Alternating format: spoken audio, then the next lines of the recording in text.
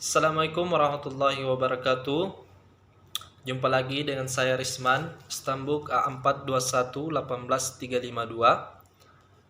Di mana di video kali ini saya akan menjelaskan tentang makalah fisiologi, di mana di dalam makalah tersebut ada beberapa unsur. Yang pertama itu unsur keseimbangan air dan elektrolit. Yang kedua, unsur berat badan sebagai indikator homeostatis. Yang ketiga yaitu tingkat-tingkat cedera panas.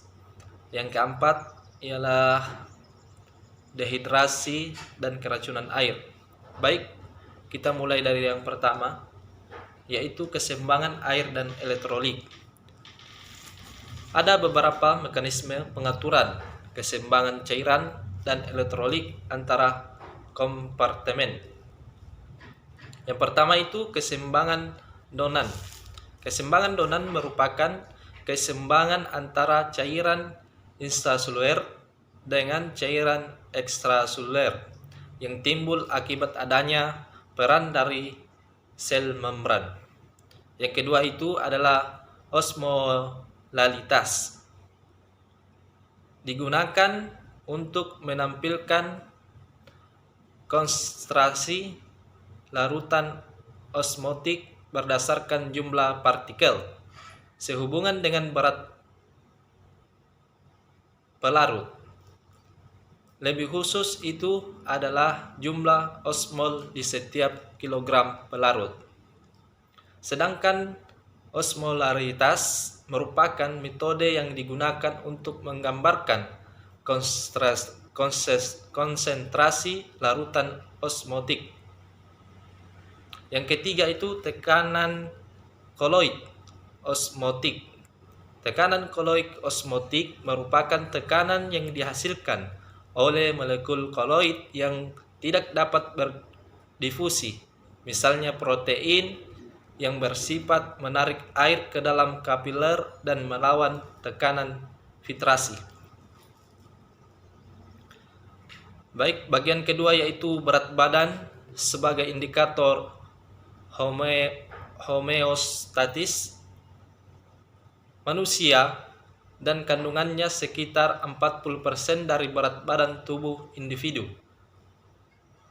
Sel ini memiliki 3 bagian utama, yaitu yang pertama dendrit, badan sel, dan satuan akson. Secara klinis, sampel cairan cerebrospinal dianggap menjadi indikator lingkungan kimia homeostatis tubuh. Homeostatis ini sangat penting karena sel dan jaringan tubuh hanya akan tetap hidup dan dapat berfungsi secara efisien ketika kondisi internal ini dipertahankan dengan baik. Proses dan aktivitas yang membantu untuk mempertahankan homeostatis disebut mekanisme homeostatik.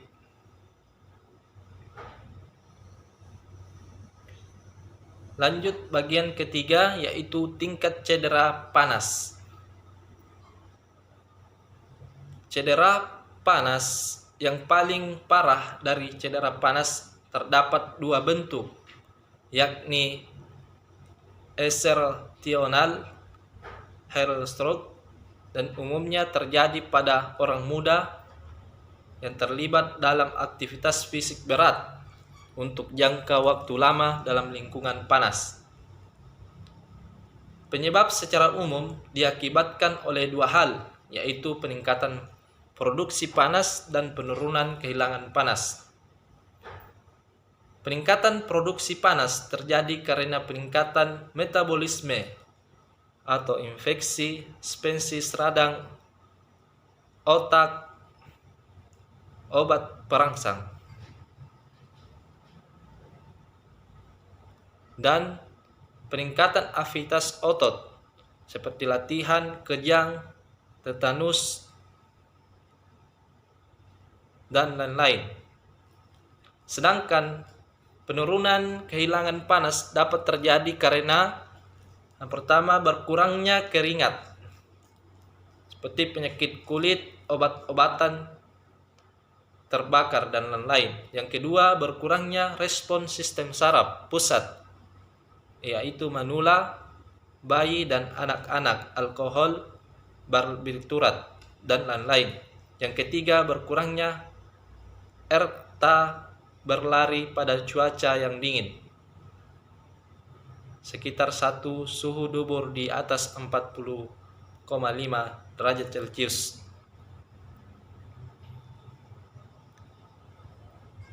Selanjutnya yaitu dehidrasi atau keracunan air. Dehidrasi adalah kondisi ketika tubuh kehilangan lebih banyak cairan daripada yang didapatkan, sehingga keseimbangan zat gula dan garam menjadi terganggu. Akibatnya tubuh tidak dapat berfungsi secara normal. Gejala dehidrasi adalah: yang pertama, merasa haus dan pusing; yang kedua, mulut dan kulit kering; yang ketiga, jarang buang air kecil; yang kelima, urin berwarna lebih gelap serta berbau lebih kuat; yang keenam, mata cengkung, cubitan kulit kembali dengan lambat. Selanjutnya, dampak dehidrasi adalah denyut jantung menjadi cepat, kesadaran menurun, demam tinggi, tekanan darah rendah hingga kejang-kejang. Pencegahan kejadian dehidrasi sendiri adalah: yang pertama, prinsip utama pencegahan dehidrasi adalah cairan yang masuk harus sama dengan cairan yang keluar. Yang kedua, minum banyak cairan, yang mengonsumsi makanan yang tinggi kadar airnya seperti buah-buahan dan sayur-sayur. Yang ketiga, orang dewasa dianjurkan minum 8 gelas air setiap harinya. Dan yang keempat, pada anak-anak pemberian cairan bergantung kepada umur, ukuran tubuh, dan aktivitas yang dilakukan. Seseorang yang mengalami overhydration akan mengalami beberapa tanda dan gejala. Berikut tanda-tanda overhidrasi. Yang pertama, mual dan perasaan ingin muntah lainnya. Yang kedua, kondisi ini terjadi karena perut terasa penuh sehingga susah untuk bergerak dengan bebas. Yang kedua, sakit kepala yang susah ditahan. Sakit kepala ini muncul sebagai tanda adanya kondisi keracunan pada tubuh yang tidak bisa diatasi dengan mudah. Yang ketiga, gangguan pada kesehatan mental. Seorang akan mudah mengalami kebingungan dan disorientasi. Yang keempat, otot menjadi lemah dan mudah sekali mengalami kram. Kondisi ini adalah buntut dari menurunkan kadar garam di dalam tubuh akibat volume air yang tidak terkontrol. Yang kelima, pingsan berkali-kali dan kerap kehilangan kesadaran dengan maksimal.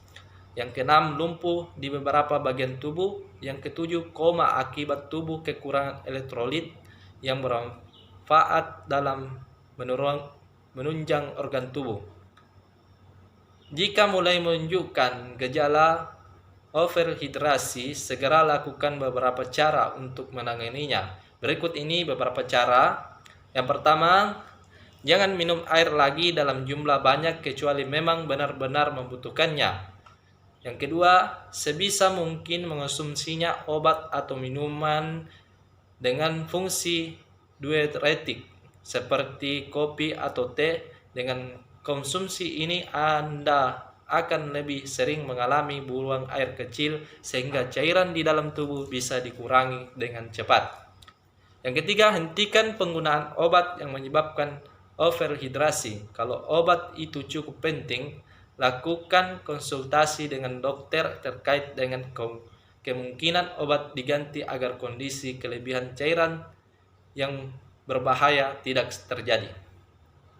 Yang keempat, hentikan aktivitas yang memicu Anda membutuhkan banyak air pada jumlah cairan di dalam tubuh masih tinggi. Yang lima, ganti garam kalau mulai lemas dan pusing. Anda bisa minum air hangat dengan kandungan garam atau membuat kaldu hangat agar rasanya lebih nikmat. Oke, demikianlah penjelasan makalah saya. Mudah-mudahan ada manfaatnya. Assalamualaikum warahmatullahi wabarakatuh.